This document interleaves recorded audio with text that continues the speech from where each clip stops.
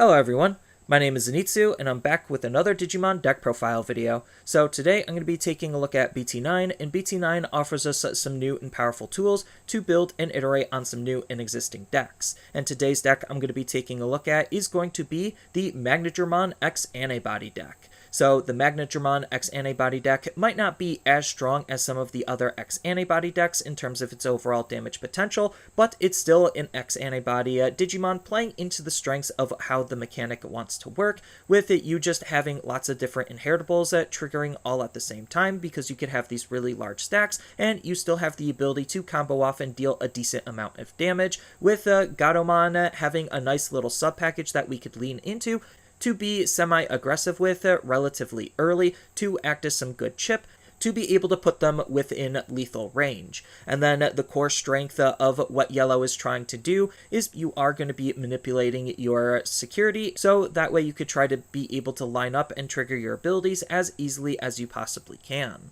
So with all that said and done, onto the actual deck profile. Starting off with the Digitama, I'm going to be running 4 copies of Upamon. So Upamon is going to be one of the main draw engines for the deck, just because we need to try to find our parts and pieces as consistently as we possibly can. So Upamon has this nice inheritable ability of when attacking once per turn, if we have 3 or fewer cards in our security, then we get to draw 1 card, so it's just helping with the overall flow and functionality of the deck. Then if you want to run a 5th Digitama, you could. You don't necessarily need to, but I am going to be running 1 copy of Tokomon, just because Tokomon X Antibody is adding to the overall control elements and aspects that the deck is also trying to lean into. So its inheritable ability states that during your turn, once per turn, when a card is added to our security stack, then one of the opponent's Digimon gets minus 1000 DP for the turn, so it's just good added control.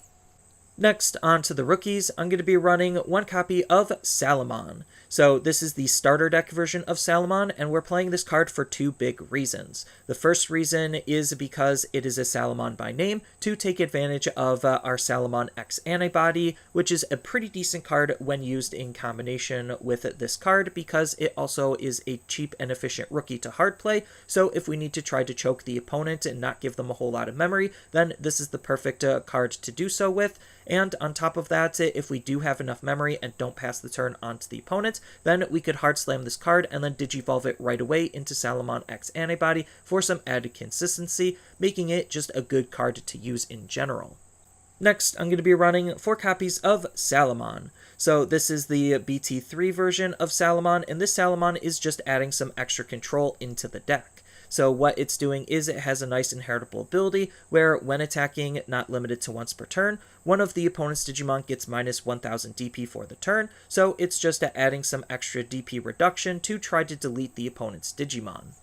Next, I'm going to be running 4 copies of Salamon. So this is the EX1 version of Salamon, and again, it's another Salamon by name to use in combination with our Salamon X Antibody, and this is acting as one of the other key important draw engine pieces for the deck, because it has this nice inheritable ability that's basically the reverse of Upamon, where when attacking once per turn, if we have 3 or more cards in our security, then we get to draw 1 card. So when Upamon's not online, then Salamon will be online, and vice versa, to be able to have some nice good card draw. And if we're at exactly 3 memory, then both of their abilities will trigger, allowing us to draw 2 cards in one swing, which is just a lot of extra cards to see, which could help with the overall consistency of the deck.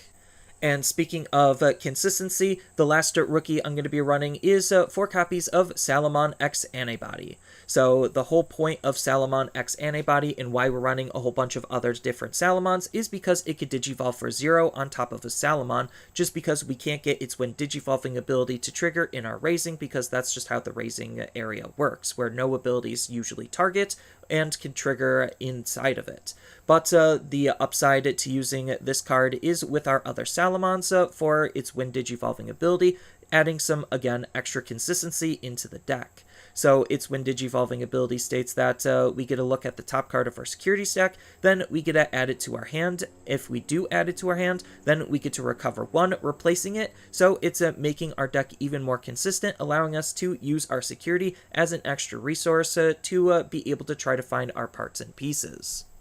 Next, on to the champions, I'm going to be running 4 copies of Gatomon. So this is the BT3 version of Gatomon, and this kind of is a flex spot for the deck where it could really be any Gatomon you feel like you want to use. I just like this card, again, similarly to why I'm using the BT3 version of Salamon, for some extra control, just because it has a nice inheritable ability of when attacking, not limited to once per turn, one of the opponent's Digimon gets minus 1000 DP. So we pair this up with Salamon to be able to minus 2000 DP on a swing, and if we're able to swing multiple times, which we are on our higher stages, which I'll get into later, then we get to trigger these abilities multiple times for added control. Next, I'm going to be running 4 copies of Gatomon X Antibody. So Gatomon X Antibody, like the other X Antibodies, can Digivolve for 0 on top of its base form, so we could use this to Digivolve it on top of our Gatomon. Then the reward for doing that is to try to use its inheritable ability for whatever we're going to be Digivolving this into, for its when attacking ability, again, not limited to once per turn, where if we have 3 or more cards in our security, then one of the opponent's Digimon gets minus 2000 DP for the turn, so we could stack this with the Gatomon with the Salamon to have one swing, potentially minus 4000 DP per swing if we're able to swing multiple times. And then the last champion of the deck is going to be 4 copies of Nefertimon. So Nefertimon is a pretty decent Digimon for this deck to use, even though its evolution cost for 3 on top of a level 3 is a little bit expensive. Ideally, how we're trying to use this card is the fact that we could Digivolve it for 0 on top of a Digimon with Gatomon in its name. So we could use this with either our base Gatomon, or we could even use this with Gatomon X Antibody to be able to line up all of their inheritable abilities to combo with what Nefertimon is trying to do with its when attacking ability to be able to have one of the opponent's Digimon get minus 2000 DP for the turn. So the whole idea is to get that dream stack where we're going to have Salamon, Gatomon, and Gatomon X Antibody in the inheritables of Nefertimon, so that way when Nefertimon swings, it's going to be minusing 6000 DP onto the opponent's Digimon in just one swing, which is a decent amount, on top of the fact that we want to use this as our main chipping tool to try to aggress onto the opponent's security as early as we possibly can, because this is going to be a sticky body with the Armor Purge ability, where when this Digimon would get deleted, then we basically get to de-Digivolve it to prevent the deletion from even happening, so that way we could then use that body to be able to do other things with when Nefertimon would potentially be deleted. Next, on to the ultimates, I'm going to be running 4 copies of Angewomon. So this is the EX1 version of Angewomon, and she's actually a pretty strong level 5 Digimon for us to be playing around with. So she has a when attacking ability native to her, where if you have 3 or more cards in your security, then one of the opponent's Digimon and all of the opponent's security Digimon get minus 3000 DP. So not only is she trying to help delete the opponent's Digimon through DP reduction, she's also making the opponent's security even weaker to try to make our swings a little bit safer. So it's actually like she's going to be swinging for 10k into the security, which will allow her to have a higher chance of survival to be able to utilize it with our higher level Digimon as efficiently and effectively as we possibly can. Then she has a nice inheritable ability for our higher level Digimon to take advantage of, where during your turn, once per turn, when a card is added to our security stack, then one of the opponent's Digimon gets minus 2000 DP, again, for some more added free removal and control to be able to stack all of these different instances of DP reduction to be able to delete a wide variety of different targets and to be able to delete potentially multiple different targets. And then the last ultimate of the deck is going to be 4 copies of Angewomon X Antibody. So obviously the ideal intended use on how we want to use this card is for us to use in combination with our Angewomon, just because she Digivolves for 0 on top of Angewomon. But at worst, Digivolving for 3 on top of a level 4 isn't necessarily that bad, especially if you have the X Antibody option already in the inheritables. So she has the when Digivolving ability, where one of the opponent's Digimon gains security attack -1 to try to debuff the opponent's security to keep our security as healthy as we possibly can and potentially put them off their damage. And if this Digimon has X Antibody or Angewomon in its Digivolution source, then if we have 5 or fewer cards in our security, then we get to recover 1, acting as one of the easier ways to be able to recover in the deck. And then as far as the Megas go, I'm going to be running 3 copies of Magnadramon. So this is the EX1 version of Magnadramon, and this is actually a pretty decent combo piece to be able to help with our overall damage output. So she has a nice when Digivolving ability where we get to trash the top card of our security stack to be able to unsuspend this Digimon. So ideally we want to swing with our level 5, then Digivolve from our level 5 into Angewomon X, and then Digivolve from Angewomon X into Magnadramon to be able to unsuspend the Digimon, so this Digimon will be able to swing, and we want to swing with this card just because she has a nice when attacking ability where once per turn, if we have 3 or fewer cards in our security, then we get to recover 1, so she's also helping us recover to be able to help maintain a healthy security as best as we possibly can, on top of the fact that if we swung with it, the EX1 version of Angewomon, then that debuff ideally is going to stay onto the opponent's security, making this Magnadramon swing for potentially 14 into the opponent's security. So that way it has a higher chance of surviving for our next Mega that we're going to be using,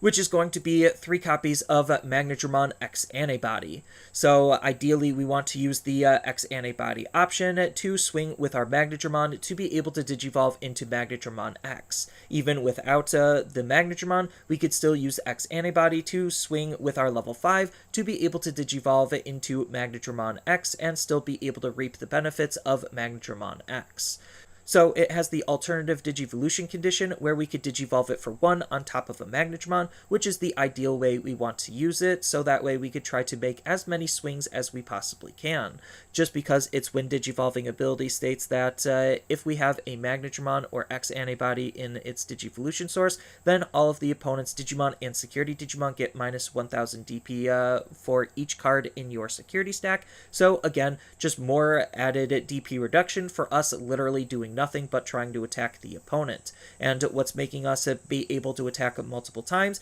and why we want to use this in combination with Magnadramon and the X Antibody option, is at the end of the attack, once per turn, we get to add the top card of our security stack to our hand to be able to unsuspend this Digimon, so that way we could get an extra attack. You're going to want to swing with your level 5, then after that swing, ideally it's going to live, you're going to Digivolve into Magnadramon, unsuspend, then swing with Magnadramon, and with the X Antibody option, Digivolve into Magnadramon X, so that way you could unsuspend at the end of the attack, so you could make a 3rd attack with Magnadramon X Antibody, and the debuff on the opponent's security actually could help some of our other Digimon be able to swing even safer onto the opponent's security. Which brings us to the option cards. I'm going to be running 2 copies of X Antibody. I'm almost thinking about taking out some of the removal and bumping this up just because of how good this card is. So we get to place this card underneath one of our Digimon as long as we have a Digimon in play, ignoring its color requirements. So it's just a free card to add to our stack, and it has the security ability to gain 1 memory, so it's still acting as somewhat of a security threat to try to anti-tempo the opponent. But what this card is doing for the deck is it has a nice ability to protect itself, where this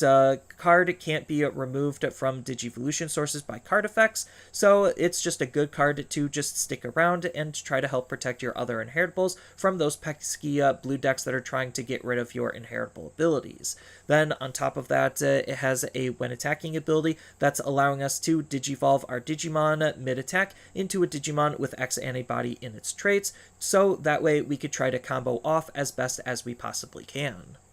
Next, I'm going to be running 1 copy of Reinforcing Memory Boost. So Reinforcing Memory Boost is just a generically good yellow card to try to help us gain some extra tempo. So what this card is also doing is it's allowing us to help rig our security by revealing the top 2 cards of our deck. One of them is going to go onto the top of our security face down, and then the other is going to go into our hand. So it's still replacing itself with the delay ability to gain 3 memory at a later turn, to try to have more memory to be playing around with to make a more powerful push turn.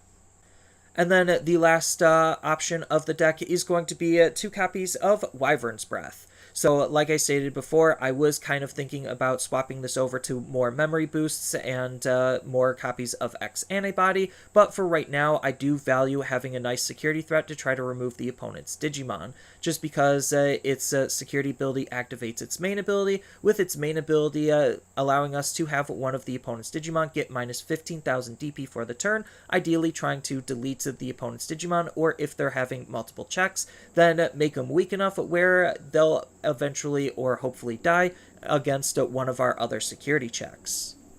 And then as far as Tamers go, I'm going to be running 2 copies of Kari Kamiya. So we could think about playing like 1 copy of Chaos Degrade or something, or swap it into some yellow-purple options, but I feel like that's not necessarily needed, and Kari Kamiya is still just that good of a card for us to use in combination with some of our other cards in the deck. So she has this ability where during all turns, when a card is removed from your security stack, whether that's the opponent removing our cards or us removing them ourselves, then we get to suspend this Tamer to gain a memory, and we do have a decent amount of cards that wants to get rid of cards from our security, either replacing them or just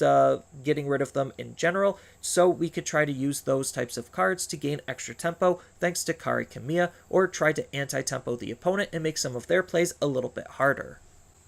Next, I'm going to be running 2 copies of Cool Boy. So Cool Boy is a pretty decent tamer for this deck to be playing with, just because, well, he is the X Antibody tamer. So he's helping dig out our parts and pieces for our X Antibody cards to be as effective as they possibly can. So he has the on-play ability. We get to reveal the top 3 cards of our deck, add 1 Digimon with X Antibody in its traits and 1 option with X Antibody in its traits from among them and put it into our hand. Then the rest go to the bottom. So him being a nice cheap tamer for us to hard play also helps with the overall consistency. Then on top of that, he has a nice secondary ability where during your turn, when one of your Digimon digivolves into a Digimon of the same level with X Antibody in its traits, then we get to suspend this tamer to gain a memory and draw a card, making our plays even more efficient than they normally would for us just utilizing the X Antibody cards the way they want to be played. And then the last tamer and last card of the deck is going to be 2 copies of Kari Kamiya. So Kari Kamiya is going to be the deck's dedicated memory setter. So if our memory is ever less than 3, she'll just always hard set it to 3, so that way we can make sure our plays are going to be as efficient as we possibly can. And on top of that, she also has a nice ability that's helping with the overall tempo on some of our power plays, because when a card is added to our security stack, then we get to suspend this tamer to gain a memory, and, well, we do have lots of different ways to be able to add cards to our security to try to make as much effectiveness out of this card as we possibly can to gain some extra tempo and make our cards even cheaper than they normally would to be using. Then we do have a whole bunch of other different tech and tools to think about utilizing, all depending on what you want to play and how you're going to. So we already know that we do have lots of DP reduction, at least in the base build that I have. So if you wanted to, you could think about teching in Patamon for some extra benefits for deleting the opponent's Digimon through DP reduction. And we even have Starmons as another good card to want to hard play to try to help DP reduce the opponent's Digimon even more. Then if you want another hard play level 3 that's pretty decent, we could use Pulsemon and his abilities to either help us gain some extra memory or draw extra cards, or potentially both. And if you do just want an extra Salamon to be playing around with, then we still have the BT2 version of Salamon to try to recover when we're ever less than 3 in our security when it gets deleted. But ideally, we're trying to Digivolve on top of our Salamons and build our stacks, so it's not necessarily the best for how the deck wants to play, but it's still not a bad card to think about running, depending on the different type of tech you're wanting to incorporate. Then, if you wanted to tech the deck to include a little bit more yellow tamers and very different yellow tamers, then we could think about running Kazemon as the hybrid alternative win condition. On top of the fact that we do just have a whole bunch of other different Gatomons to play around with, all depending on what you're trying to gain out of the deck. So if you wanted to, you could run the EX1 version of Gatomon, just because it is still trying to help it DP reduce. It's just that the when attacking ability is limited to once per turn, on top of it having a condition of needing 3 or more cards in our security to be able to get that DP reduction. So I don't necessarily value it as highly as something a little bit more generic as the BT3 one, but it's still a good alternative. On top of the fact that if you do just want to try to have more DP, we do have the promo Gatomon to try to help us gain some extra DP to try to make our Digimon as strong as we possibly can.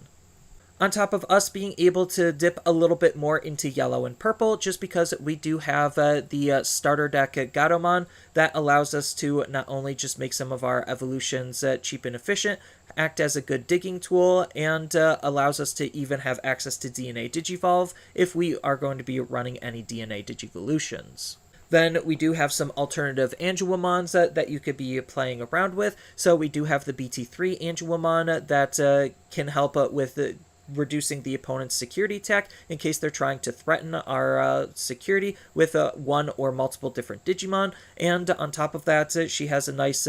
inheritable ability that's not limited to once per turn that we could really take advantage of, where we could hard play level 3 yellow Digimon for free as long as our security is 3 or less, so we could try to spam the fields and utilize our level 3s as effectively and efficiently as we possibly can. Then we do have the starter deck version of Angewomon as another good way to generically recover us when our security is too low. And we do have different Magnadramons to lean into, all depending on the types of cards that you want to be playing with. Then we do have some decent level 7s that we could run in the deck. So we do have something like Omnimon Merciful Mode as probably the best at level 7, on top of the fact that we do have Chaosmon Volder Arm as another level 7 that we could use if we really want to use a level 7. Then, as far as some alternative Tamers go, we could run Tai and Kari just because we're already manipulating the opponent's security Digimon's DP, and this card could help reduce it even more to make our swings even safer, on top of the fact that we could gain some additional memory with this card to make our plays more powerful. We do have TK as an alternative memory fixer that's also adding some extra consistency to the deck and has his own good combo plays that we could lean into. And we even have TK and Kari for when our security is lower than our opponent's, which we could put ourselves, depending on what kinds of cards that we're using, to help, again, gain some extra memory, and the fact that we could use it to help DP reduce the opponent's Digimon is also really, really nice. But for the most part, this is just my interpretation of a really solid core or shell for what a Magnadramon X Antibody deck is going to be doing, and I think even though it's not going to be hyper tier 1 meta competitive, for a nice budget deck, this is actually a pretty decent and fun deck to be playing around with. So that's all I really have for this video. As always, feel free to tell me your thoughts down in the comments below, and down in the description below are a couple of different ways you could support me and the channel. So I do have a TCG Player affiliate link, so when you use that link to buy cards off of TCG Player, then some of that money will go to supporting me and the channel. I also do make and sell playmats over on Overcard Gamers on Facebook, so when you buy a playmat with my design, then some of that money will also go to help supporting me and the channel. And on top of all of that, I do have a Twitch account over on twitch.tv/Zenitsu, so giving me a follow and a subscription also helps support me there, and I do play Digimon on top of various other games on that platform as well. So thank you everyone for watching, and as always, don't forget to like, share, and subscribe for more content, and I'll see you in the next video.